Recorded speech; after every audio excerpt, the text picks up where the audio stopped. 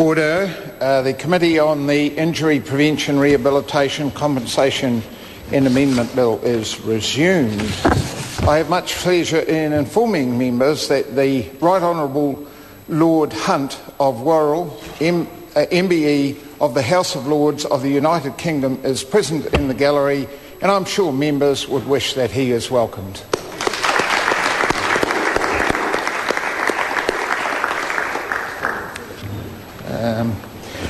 Back to the House and Committee. I understand Kevin Haig was speaking, and he has approximately 4.5 minutes.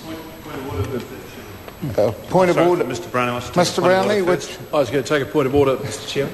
Honourable Jerry Brownlee. Mr. Chairman, my point of order relates to Standing Order 320, which requires that amendments to bills, where they have a fiscal impact can affect or impact upon the government's fiscal aggregations, need to be lodged with the clerk at least 24 hours before they're considered by the House. Mr. Speaker, this part, and I believe subsequent parts, do not meet that test, but most certainly do have an impact on the government's fiscal aggregates.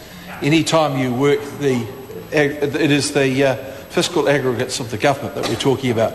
And, Mr. Speaker, well, I'm reading it from the book. An impact on the government's fiscal aggregates. Order. Points of order will be heard in silence. Yes, well, that would be novel for those people. But, Mr. Speaker, an amendment which may have an impact on the government's fiscal aggregates, etc., must be lodged with the clerk at least 24 hours before the House meets on the day on which the amendment is to be proposed. Mr. Speaker, this amendment, this part, does not meet that test. Speaking to the point of order. Honourable Trevor Mallard.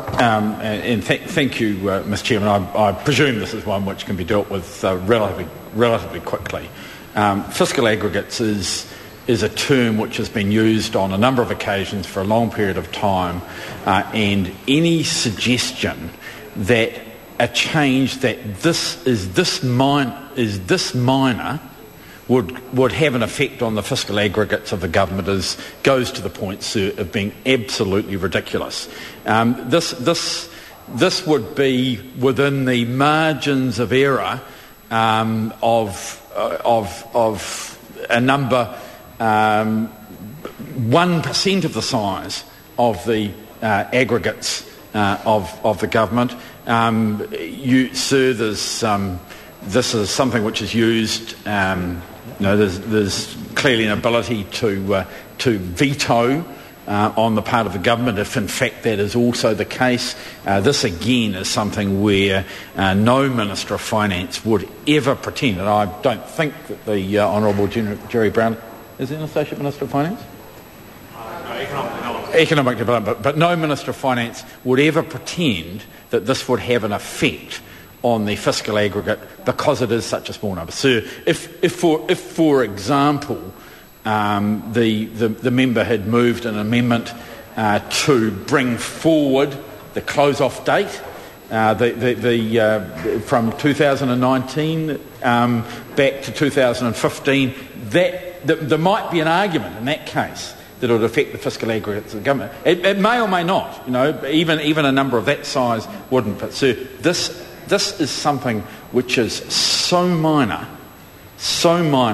that when the government spending is brought together, aggregated, then no one could pretend that this would have an effect.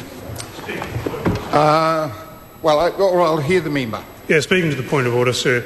The point of order that's been raised by the Minister is one that ought to have been raised at the beginning of this part of the debate when the amendment was first moved. Instead, no point of order was taken. The Chair accepted the amendment and debate commenced. Okay. I thank members for their contributions. I think there are 4 points that I can see arising out of this point of order. And the first is the one that is enshrined in Standing Order 320 and again in Speaker's ruling pages 119, 1 to 4, where there is quite a raft of information actually about that. And on the strength of that, the point of order is upheld. There are, I think, 3 points that I need to comment on as well. And I'll deal with the Green member, Mr Haig's point first. And standing orders does at no point define a lapse time for a point of order if it is relevant. And whether or not some member raised it at the time, that's not a means for ruling out the point of order. Had we gone and had the vote on this and had moved on, then that would have lapsed. We couldn't return for that point of view. So in that regard, there is. It's perfectly relevant to raise it at this time. The third point that springs to mind is, that comes to mind in relation to this is to when the day actually starts, because we are in urgency where the day stays the same, and it would be my ruling that the day would have started at 2 o'clock yesterday. But in terms, and I've inquired of the clerks, that these were lodged, they would have had to therefore been lodged at 2 o'clock on the Monday. But even given that another interpretation took place and it was a chronological 24 hours, these do not fit in that case. The fourth point is whether or not this is a trivial matter in terms of the aggregate. And standing orders does not require the chair to rule on that. That is in the prerogative of the government. It is not the chair's job to rule whether or not it is trivial. It is simply whether it has a fiscal implication.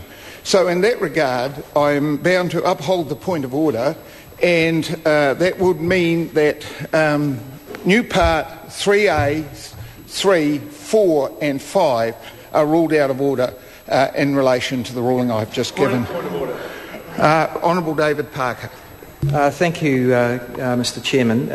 The word you used then was that it's not for the chair to determine whether the impact is large or not. The Speaker's ruling 1 on page 119 says that during the committee of the whole of the House, the government will be able to make a submission to the chairperson that an amendment or a change proposed to be moved appears to have to be more than a minor impact on the financial aggregates. If there's doubt whether it's more than minor, then it should be ruled out. I'm suggesting to you, sir, that there's no doubt that this isn't more than minor. This is the most minor sort of review, and I can't see how this could have more than a minor impact on the financial aggregates. So in order for you to rule this out, you have to be satisfied that there is at least a doubt that it might be more than minor. Speaking to the point of order. I'll take the member. Sure. The other point that I'd like to draw your attention to, sir, is 1194, where it makes it clear that it's quite proper for the Minister to raise the issue on official advice. And, sir, I want to ensure that you have sought from the Minister the fact that there is official advice on this, because, sir, if there is not, and if there is official advice, and we know that it's always obtained in writing from the Treasury, that is the way that advice occurs. We want to ensure that there is that official advice. If that's the case, it will. We're happy to go with it. It's always been tabled in the past by Dr. Cullen. Yes. Mr Speaker, I am advised by the Treasury that the cost of this provision would be somewhere between $600,000 and $1 million. Now, whatever way you like to look at it, that is an impact. Well, I'm going to rule on that one first. And can I just say that the Chair does not have at his disposal the kind of information that the Minister has just given. So it's part of the institution of the process here that the Chair accepts the Minister's advice on that matter, and the Minister has confirmed that he has had sort of... Just on that one, can we ask him to confirm that advice is written? No, it doesn't have to be, as far as I'm aware. No. Point of order. Mr. Speaker,